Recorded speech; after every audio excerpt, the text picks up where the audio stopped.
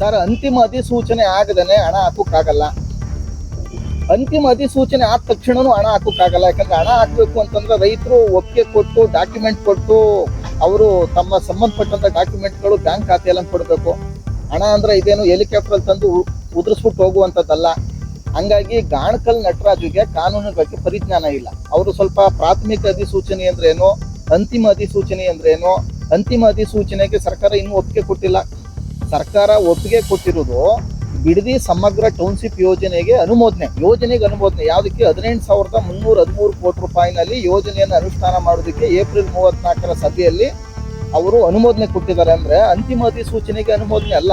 ಅಂತಿಮ ಅಧಿಸೂಚನೆಯನ್ನ ಹೊರಡಿಸ್ಬೇಕಾಗಿರ್ತಕ್ಕಂಥದ್ದು ನಗರಾಭಿವೃದ್ಧಿ ಇಲಾಖೆಯವರು. ಯಾರು ಬೈರತಿ ಸುರೇಶ್ ಅಂತ ಯಾರು ಮಂತ್ರಿ ಇದ್ದಾರೋ ಆ ಮಂತ್ರಿ ನೇತೃತ್ವದ ಇಲಾಖೆಯಲ್ಲಿ ಅವರು ಪ್ರಾಥಮಿಕ ಅಧಿಸೂಚನೆಯನ್ನ ಆಕ್ಷೇಪಣೆಗಳೆಲ್ಲನೂ ಕೂಡ ಪರಿಶೀಲನೆ ಮಾಡಿ ಅದಕ್ಕೆಲ್ಲ ತಕರಾರೆಲ್ಲ ಉತ್ತರ ಕೊಟ್ಟು ಆ ನಂತರ ಅಂತಿಮ ಅಧಿಸೂಚನೆ ಹೊರಡಿಸೋದಕ್ಕೆ ಅವಕಾಶ ಇರ್ತಕ್ಕಂಥದ್ದು.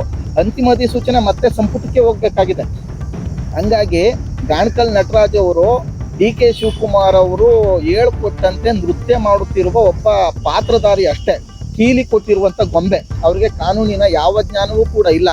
ಹಂಗಾಗಿ ಇಲ್ಲಿ 80% ಅಲ್ಲ 90%ಕ್ಕಿಂತ ಹೆಚ್ಚು ರೈತರು ಇಲ್ಲಿ ವಿರೋಧ ಮಾಡ್ತಾ ಇರುವಾಗ ಇಲ್ಲಿ ಯಾರ ಖಾತೆಗೂ ಯಾರು ಕೂಡ ಹಣ ಹಾಕೋಕೆ ಅವಕಾಶ ಇಲ್ಲ. ಮೇಲಾಗಿ ಆ ಯೋಜನೆ ಒಂದು ಬಹಳ ಟೊಳ್ಳುತನದ ಯೋಜನೆ ಅನ್ನೋದನ್ನ ಏಪ್ರಿಲ್ 30ನೇ ತಾರೀಕುನ ಸಂಪುಟದ ಪ್ರಸ್ತಾಪ ಏನು ಅಂಗೀಕಾರ ಮಾಡಿದೆ ಅದರಲ್ಲಿ ಸ್ಪಷ್ಟ ಇದೆ.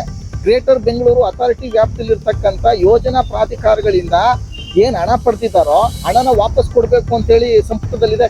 ಅದನ್ನು ಪಾಲಿಸೋದ್ರ ಕಡೆ ಅವ್ರು ಗಮನ ಕೊಡಬೇಕು.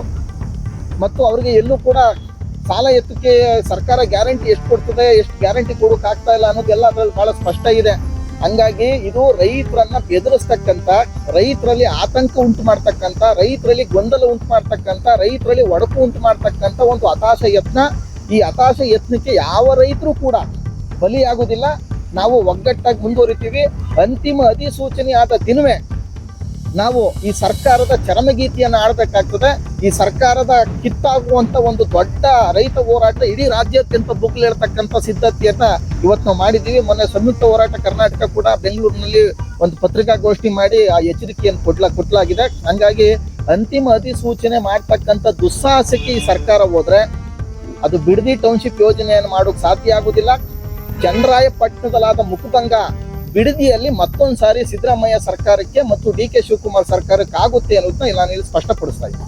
ಕುಮಾರಸ್ವಾಮಿ DK ಶಿವಕುಮಾರ್ ಮೇಲೆ, DK ಶಿವಕುಮಾರ್ ಕುಮಾರಸ್ವಾಮಿ ಮೇಲೆ ಅವರು ವಾಗ್ವಾದಗಳು, ಟೀಕೆಗಳು, ಪ್ರತಿಟೀಕೆಗಳು ಮಾಡ್ಕೋತಾ ಇದ್ದಾರೆ. ಕುಮಾರಸ್ವಾಮಿ ಮೇಲೆ ಕೋಪ ಇದ್ರೆ DK ಶಿವಕುಮಾರ್ ತೀರ್ಸ್ಕೊಳ್ಳಿ, DK ಶಿವಕುಮಾರ್ ಮೇಲೆ ಕೋಪ ಇದ್ರೆ ಕುಮಾರಸ್ವಾಮಿ ತೀರ್ಸ್ಕೊಳ್ಳಿ. ಅದು ಅವ್ರ ಮನೆ ಮುಂದೆ ಇವ್ನು ಹೋಗಿ ಜಗಳ ಆಡ್ಲಿ, ಇವ್ರ ಮನೆ ಮುಂದೆ ಅವ್ರು ಹೋಗಿ ಜಗಳ ಆಡ್ಲಿ. ಆದ್ರೆ ರೈತರನ್ನ ಪಕ್ಷದ ಆಧಾರದಲ್ಲಿ ವಿಭಜನೆ ಮಾಡಿ